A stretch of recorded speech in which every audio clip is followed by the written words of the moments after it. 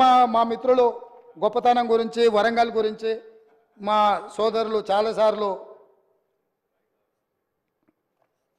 మాట్లాడుతూ ఉంటారు. ఒక జీవో కాపీ ఇవ్వదలుచుకున్న అధ్యక్ష, ఒక్క నిమిషం మీరు అవకాశం ఇస్తే వారి గొప్పతనం మీద నేను చెప్పదలుచుకున్నా అధ్యక్ష. అధ్యక్ష, ప్రొఫెసర్ జయశంకర్ మీకు అందరికీ తెలుసు. వాళ్ళు ఒకవేళ మర్చిపోయినా మనందరం మర్చిపోలే. తెలంగాణ సిద్ధాంతకర్త. ఆయన విలేజ్ పేరు వచ్చేసి అక్కంపేట్, పరకాల శాసనసభ నియోజకవర్గంలో ఉంటాయి.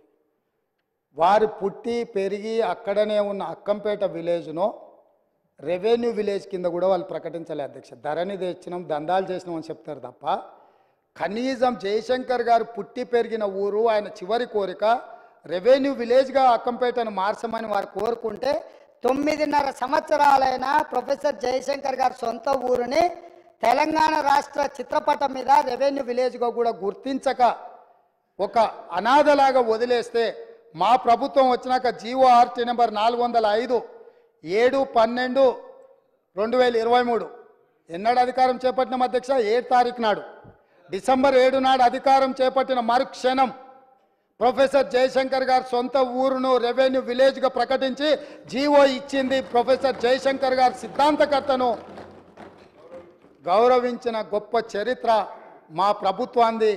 వారి గ్రామాన్ని రెవెన్యూ విలేజ్గా తీర్చిదిద్దింది మా ప్రభుత్వం అధ్యక్ష.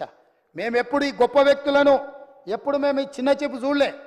వాళ్ళు పార్టీ పెట్టుకున్న రోజు వాళ్ళకు నిలువ నీడనిచ్చిన కొండా లక్ష్మణ్ బాపూజీ జలదృశ్యాన్ని వాళ్ళ పార్టీ ఆఫీస్కి ఇస్తే కనీసం ఆయన చనిపోయినప్పుడు చివరి చూపులకు కూడా వారిని చూడడానికి, వారిని పరామర్శించడానికి పోలే.